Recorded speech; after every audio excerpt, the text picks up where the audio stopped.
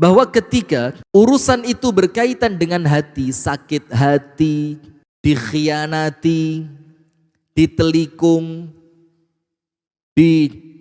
macam-macam lah urusannya, urusan hati, maka itu tidak mudah. Nah sekarang saya akan kasih kepada kita semua 3 tips agar kalau ada orang mengatakan bekas luka itu masih ada. Jadi orang yang pernah disakitin lama gitu, tapi bekas lukanya tidak hilang.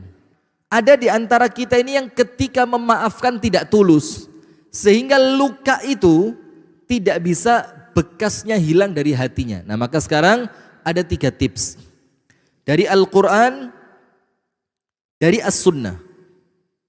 Bagaimana caranya agar ketika kita pernah disakiti oleh orang lain, bagaimana caranya agar kita pernah, ketika kita pernah dizolimi oleh orang lain, bagaimana caranya agar ketika hati kita pernah sakit banget, itu tiba-tiba bisa cair dan seakan-akan dengan orang yang pernah nyakitin kita itu tidak ada masalah sama sekali. Disebutkan di dalam hadis Rasulullah Muhammad sallallahu alaihi wa alihi wa sahbihi wasallam bersabda, "Wa ma zadallahu abdan bi'afwin illa izza." Yang artinya kurang lebih begini. Tidaklah seorang hamba memaafkan kecuali Allah tambahkan kepadanya kemuliaan.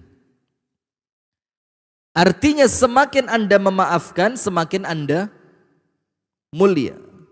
Semakin berat untuk memaafkan dan semakin Anda merasa tidak bisa memaafkan, ternyata Anda ikhtiar, Anda kerja keras, harus dimaafkan. Harus dilupakan, harus diikhlaskan, harus betul-betul membersihkan hati dari apa yang telah dia lakukan kepada saya. Maka apa? Maka semakin berat memaafkannya, dan ketika Anda bisa maka kemuliaannya semakin tinggi. Nah, maka banyak orang-orang yang memang tidak mau mulia. Bukan sekedar tidak mau mulia, tapi memang Allah tidak menjadikan dia pantas jadi orang mulia. Tidak pantas mulia. Terus apa yang terjadi? Akhirnya orang yang tidak pantas mulia ini, orang itu adalah orang yang biasanya gampang menyimpan dendam. Eling terus besalai wong. Tidak pernah lupa kepada kesalahan orang lain. Tidak pernah dia berikhtiar menata hatinya, menata mentalnya, menata pikirannya untuk kemuliaan dirinya. Tidak pernah mikir. Itulah kenapa ketika Al-Imam Qatadah, Imam Qatadah itu ditanya, "Ya Imam, man aktsarun nasi qadran?" Wahai Imam, barang siapakah orang yang paling mulia kedudukannya di sisi Allah? Jadi sama Imam Qatadah itu dijawab. Pertanyaannya, siapa sih orang yang kedudukannya itu kadar kemuliaan dia di sisi Allah itu paling tinggi? Siapa? Apa kata Imam Qatadah? Aktsaruhum afwan, yaitu orang yang paling banyak memaafkan. Orang yang paling banyak memaafkan adalah orang yang paling mulia di sisi Allah Subhanahu wa ta'ala. Nah maka apabila kita menginginkan kemuliaan, kita menginginkan kebaikan, kita menginginkan kedudukan tinggi di hadapan Allah, yo pasti kita ini akan Allah beri sarana untuk disakiti orang. Setelah disakiti orang, Allah berikan Anda kemampuan untuk memaafkan. Nah itu yang pertama. Jadi jangan khawatir. Dengan Anda memaafkan, Anda tidak semakin hina. Ustadz, saya hitung-hitung sudah 3 kali Ustadz. Berarti antum mendapatkan kemuliaan 3 kali. Ustadz, dia sudah berkali-kali. Loh berarti Allah memberikan kesempatan antum untuk mulia apa? Berkali-kali. Ustadz, dia orang yang tidak ngerti dikasih maaf. Ya sudah, antum harus jadi orang yang ngerti memaafkan. Jadi jangan kepancing dengan perbuatan orang lain. Itu nomor satu. Jadi bagaimana caranya supaya bekas lukanya itu betul-betul hilang? Anda yakin semakin Anda memaafkan, semakin Anda oleh Allah dimuliakan. Dan ingat, kalau yang memuliakan Allah tidak ada seorang pun yang bisa menghinakan. Betul apa enggak? Allahumma malikal mulki tu'til mulka man tasha' wa tanzi'ul mulka mimman tasha' wa tu'izzu man tasha'.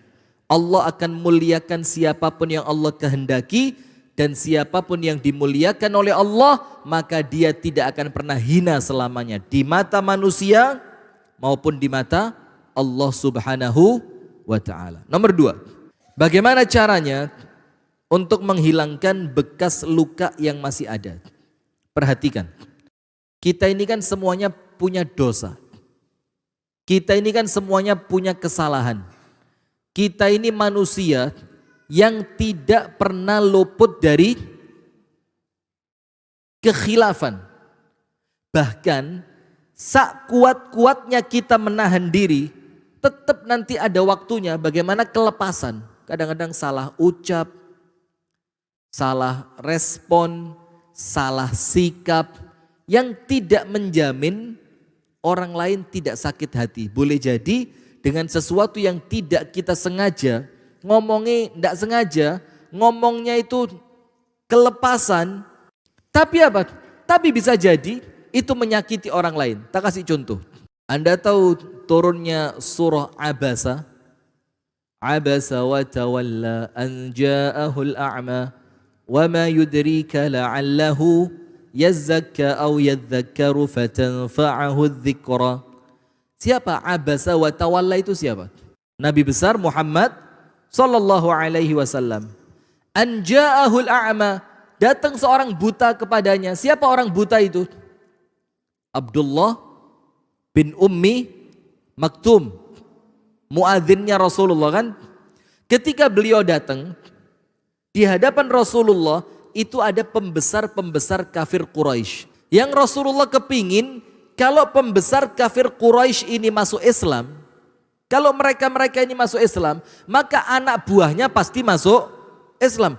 Maka Rasul sedang semangat-semangatnya ini dakwain mereka. Kalau kalian masuk Islam akan begini, kalian akan mendapatkan ampunan dari Allah, kalian akan mendapatkan kemuliaan nanti di akhirat, ke dunia akan Allah, macam-macam. Datang Abdullah bin Ummi Maktum, Rasulullah ngelihat dalam hatinya ada sedikit, kenapa kok datangnya sekarang? Padahal di waktu ini saya sedang konsentrasi dakwah kepada siapa? Pembesar kafir Quraisy. Akhirnya disebutkan oleh Allah, Abasa wa tawalla. Mukanya Nabi Muhammad itu, tidak bisa diucapkan Nabi Muhammad itu mukanya masam ya. Dinilai masam. Wa tawalla, dan dianggap berpaling. Kenapa begitu? Karena ini Abdullah bin Ummi Maktum, bisa ngelihat enggak? Bisa ngelihat enggak? Enggak bisa. Sakit hati enggak Abdullah bin Ummi Maktum? Enggak. Loh, dia enggak bisa ngelihat kok. Mau Rasulullah gaya seperti apapun dia enggak tahu. Tapi Allah yang tidak terima. Allah mengatakan enggak boleh kamu begitu. Karena apapun yang terjadi, orang beriman jauh lebih mulia dibanding orang kafir. Nah, itulah artinya apa? Kan Rasulullah tidak sengaja. Rasulullah tidak tahu bahwa itu akan ditegur oleh Allah.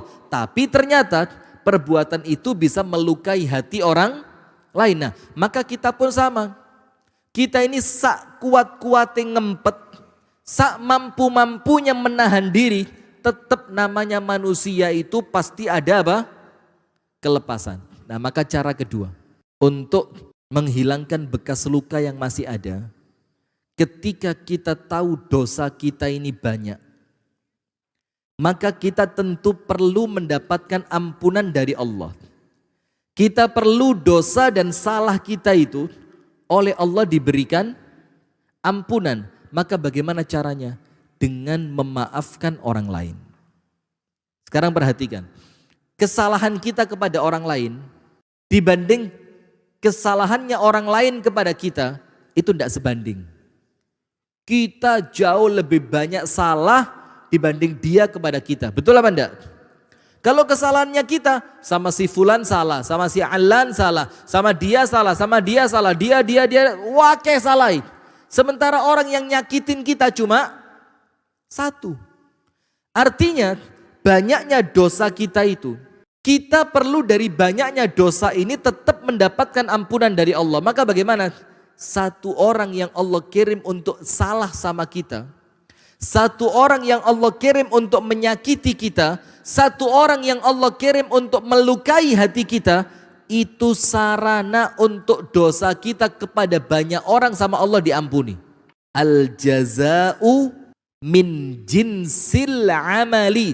Balasan itu sesuai dengan amalan. Kalau apa yang Anda amalkan memaafkan orang lain, maka Anda sama Allah bakal dimaafkan. Maka yang kedua, supaya bekas luka yang masih ada itu hilang, maka yakin, ya Allah, dendamku tidak lebih besar dibandingkan kebutuhanku untuk Engkau ampuni. Paham enggak? Jadi mangkelnya ini, marahnya ini terlalu kecil dibandingkan kebutuhan kita untuk mendapatkan ampunan dari Allah. Yang ketiga, bagaimana caranya menghilangkan bekas luka dalam hati? Perhatikan hadirin. Kita perlu tahu bahwa semua yang dilakukan oleh manusia itu tidak terlepas dari ketetapan takdirnya siapa? Takdirnya siapa? Berarti ketika ada orang jahat sama saya, dia sedang menjalankan perannya dia yang dituliskan oleh Allah, yang itu pun merupakan takdir saya. Faham? Sementara Anda tahu satu hadis qudsi di mana Allah Subhanahu wa taala berfirman, "Man lam yasbir ala balai." Barang siapa yang tidak sabar atas ujianku, tidak sabar. Coba angkat tangan yang hidupnya tidak diuji. Tidak ada. Semua orang pasti diuji. Ada yang diuji uang, ada yang diuji kesehatan, ada yang diuji rumah tangga, ada yang diuji dengan anak, ada yang diuji tanpa anak, semuanya ujian. Semuanya adalah ujian. Nah, maka Allah katakan, man lam yasbir ala balai, orang yang tidak sabar ketika aku mengujinya. Walam yarda ala qadai, dan dia tidak ridho ketika aku menetapkan qadha, takdir untuknya. Tidak ridho dengan takdirku, kata Allah. Apa yang terjadi? Falyatlub ilahan siwai, maka silakan cari Tuhan selain aku, kata Allah. Nah, sementara ketika kita disakiti orang lain, berarti apa? Nomor satu, yakin ini takdirnya Allah. Nomor dua, bagaimana takdir yang kurang menyenangkan untuk saya ini bisa menjadi kebaikan? Harus ridho, ikhlas dan sabar. Dan tidak ada, Pak, orang ridho, ikhlas, sabar itu dendam itu tidak ada. Orang sabar, ridho, ikhlas, kemudian balas dendam, itu tidak ada. Orang sabar, ridho, ikhlas, menyimpan sakit hati, itu tidak ada. Kenapa? Karena dia yakin, ya Allah, apa yang Engkau tetapkan untukku adalah yang terbaik yang bisa Engkau pilihkan untukku. Nah, maka dari pengajian ini kita ambil ada dua kesimpulan. Nomor satu, jangan sampai nyakitin hatinya orang lain. Tahan betul. Kalaupun terjadi, jangan segan untuk minta maaf. Nomor dua, untuk korban. Nah, ini korban. Bagaimana caranya?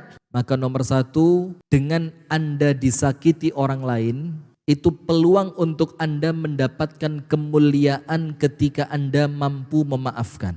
Nomor dua, ketika Anda mengaku Anda banyak dosa, maka ada peluang dosa itu oleh Allah diampuni ketika Anda memaafkan orang lain. Yang ketiga, ingat, sebesar apapun kesalahan orang lain pada hidup Anda, itu merupakan takdir yang wajib Anda terima dengan ridho di hadapan